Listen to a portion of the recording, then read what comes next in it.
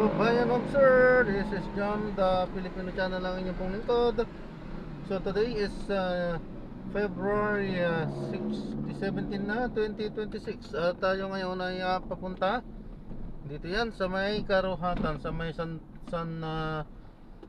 Francisco Street, Karuhatan, Valenzuela. At dadalhin po natin yan sa may LRT Monumento, Rizal Avenue, Barangay 88, Grace Park, East Caloocan po yan. Okay, so magbabalik po tayo mamaya ng pag nakuha na po natin sila. Disclaimer lamang po, ang content po natin ay kalsada at hindi ang passenger. Kaya nga naman, sakasakali man po na may marinig kayo mga pangalan ng lugar, pangalan ng tao, pangalan ng organizations, government o private man yan, ay wala pong kinalaman ng channel nito at wala pong pinapatukulan. Lahat po ng pinag-uusapan dito ay pamang dito lamang po yan sa loob at wala pong pinapatukulan sa labas. Okay po, magbabalik po tayo mamaya unti pag nakuha na po natin sila. Samantala, makinig tayo ng mga nagbabagang balita at talakayan habang tayo ay papunta doon sa ating pick up area.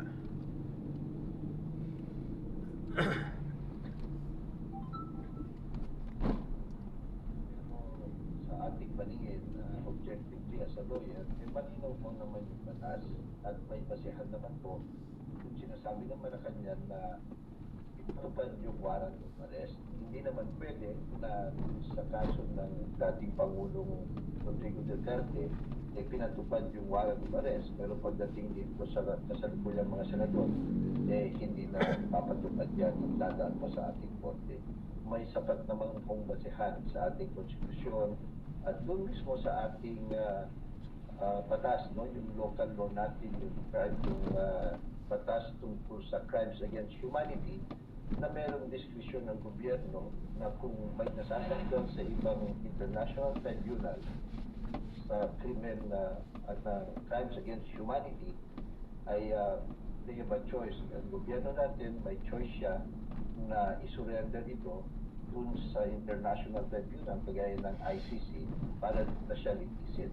Maliwanag po yan yung decision ng batas na ginawa ng ating Senado at ang ating Kongreso.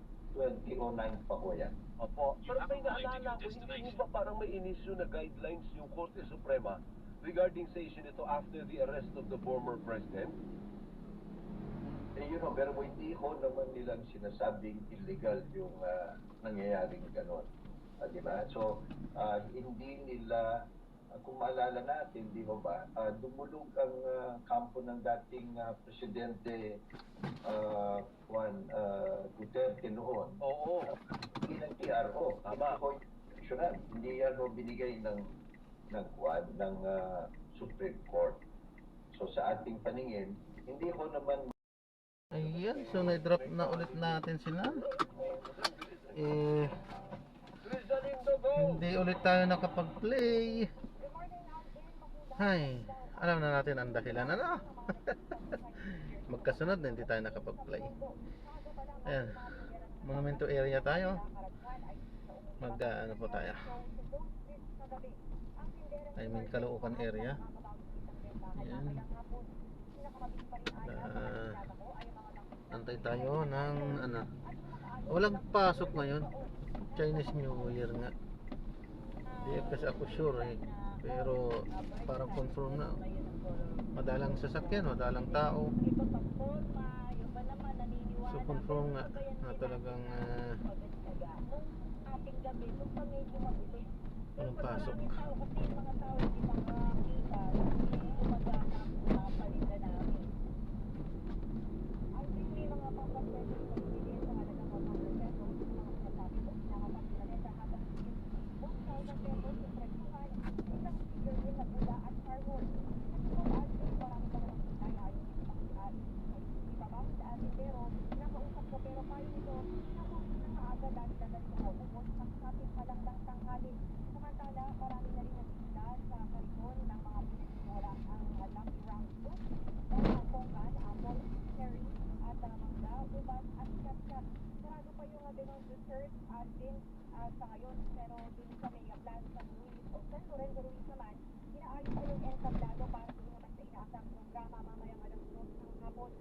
bukas at madalalaanan na rin ng mga motorista ang Binondo Intramuros Bridge, gayon din ang Muros Bridge matapos na kahapon dahil sa fireworks at roadshow.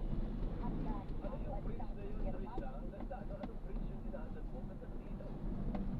Ganyan sa may Binondo Intramuros Bago yan? Bridge at din hello, at din. Bago yan? Hindi, matagal na. Matagal na ba? Oo. Nakakala ko ba? Tapos yung isa naman yung sa Jones Bridge, hindi pa po sa may Kitik Paredes. So wala ibig sabihin, sarado pa yung mga restaurant dyan sa Binondo. Akala ko. Your difference, word of from here Karamihan ng mga nakikita ko dito at sa kahabaan ng has been created to your restaurant or establishment na pinadaan para sa food stall ay sarado pa. Hindi lang malamang yung karamihan yung mga talagang usually maaga lang nagbubukas. Kung iba nang dito na dito ay yung mga dekariton lamang yung bentahan. Yan pang lunch ata kasi yung foods, no? Hindi naman pang breakfast, ano? Wala masyado pa pang breakfast. May mga kainan din dyan na mga maliliit na pwede sa agahan. Tama, Alvin. Alam ko yung sa mga sikat na pinupuntahan dito, Alvin, sa ng Getsero, ito na yung nagbanda doon. Kasi so yan ang mga murang din yung maribili doon kumpara doon sa mga na Chinese restaurant. Pero kanya nagpipilihan maya-maya lamang. Tama. Thank you. Maraming salamat. May pakisabi sa mga babae natin, kahit isang toneladag na pampaswerte ang bibili nila, kung tuktukan naman sila ng tamad, ay hindi obra. Oo, kailangan talagang maging masipag. Tama, Alvin. Kaya, mabagay sa mga. Ano naman itong kumpirmado, sigurado. Ito ang Radyo Patrol, Tris Salindo, DZML. Thank you! Maraming salamat kay Trisha Lindo. Magandang umaga kay former Congressman Carlos Aratima. May kung sipan sa iba pa, yung patay. Ito ang dapat na tama. Kasi marami sa atin yung mga galing na bukid. O yun ata ang Ay, talagang ayan, kapital. maraming salamat Si po. Dr. Angelo Rivero, Alam po. magandang umaga din sa iyo. Kung hipachay. Si Mark Hernandez na pinapabati si Doris ng isang happy birthday, at si Marivi Galisanao at si mga Burrito Season, happy birthday daw sa iyo, Bigornia. Oo, alas na ba yung kay Marivi? Nakita ko na yun eh. Ayun na, kung crimes against humanity ang pag-usapan, bakit malaya pa rin si Putin? He has been charged and an arrest warrant has been issued against him by the ICC. Siyempre hindi nila ma-implement. Ang nangyari kasi kontrapartido eh. Hindi naman walang kumukontra kay Putin doon. Lahat ng kukontra kay Putin, bukti. Oo. Hindi ba yung nag-against sa kanya, namatay na? Namatay na ba yun? Si Navalny? Hindi pinakulong yun? O lahat ng kumukontra kay Putin, kasi diktator po yun. O iba naman yung sitwasyon sa Pilipinas. Sa Pilipinas, depende kung saan parte ka ng political spectrum. O, doon hindi, wala, isa lang. Para China. Lahat ng kumukontra kay President Xi Jinping ay lagot kayo. Bawal ang dissent. Kaya hindi sila sanay na may kumukontra. At sumasaliwa, lahat doon nagbabaw sa kanya. O ibahin mo tayo demokrasya. Sabi ni Sara Concepcion, ang ganda ng kapwa, LA Rams, nagbigay sa akin ito. Nagbigay sa akin ito galing sa Amerika. R.S. Kennedy, sabi niya, hello from UK. Maraming school dito na bawal yung cellphone. They deposit their phone before class and get it back after school. Agree po ang mga parents, pero ay kanya-kanya school policy yan eh. And not ay national mandate. Hindi yung sa Australia, talagang bawal yung pumasok yung mga minor, yung mga bata sa social media. Yun yung issue, not really the phone, kasi yung phone, pwede mo gamitin yun for emergency. Talagang kailangan din ng bata yung telepono just in case something bad happens to him or her. Mayroon siyang gadget na pwedeng tawagan at magsumbong sa kanyang nanay o kanyang tatay. So kailangan yung phone. Yung punto natin dito is yung pagka-addict.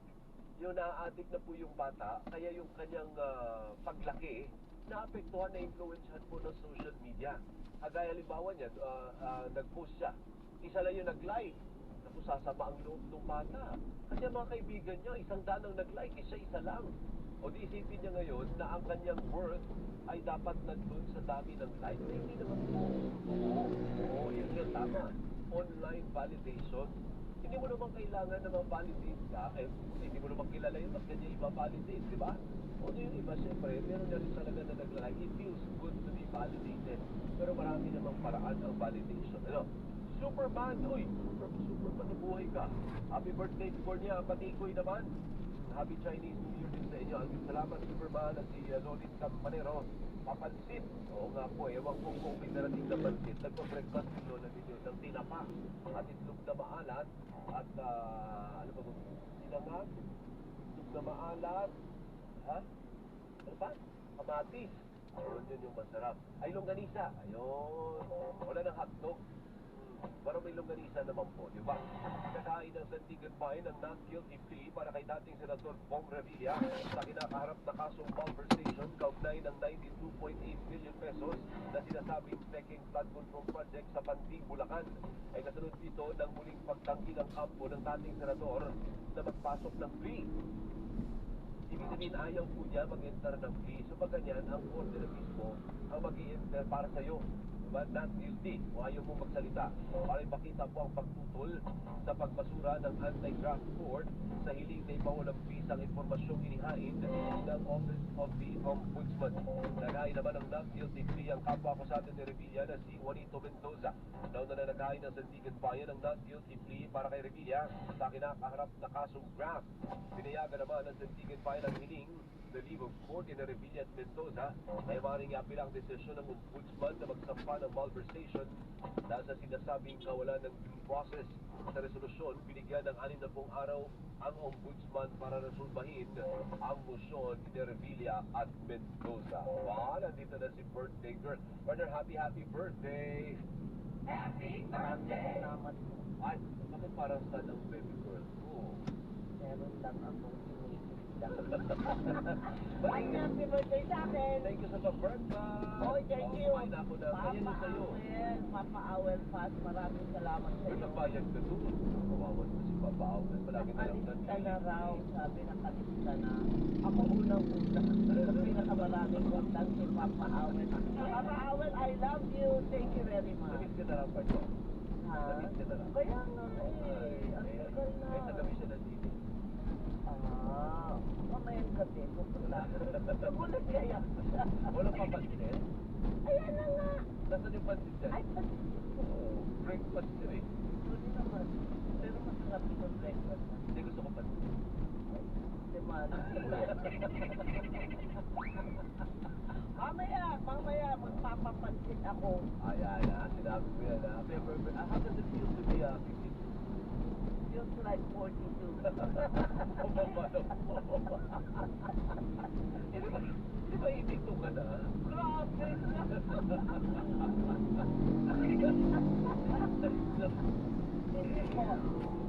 hindi ko po kinukompetensya. Hindi ako 1%.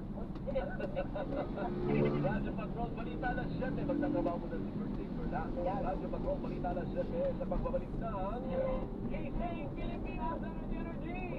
Happy birthday! Gising Pilipinas!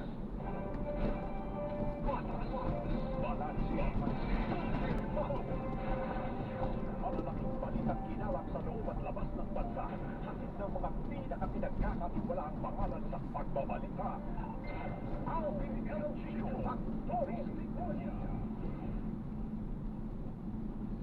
Ayan, na-drop na natin siya. Nakalimutan ulit natin. Paalam po.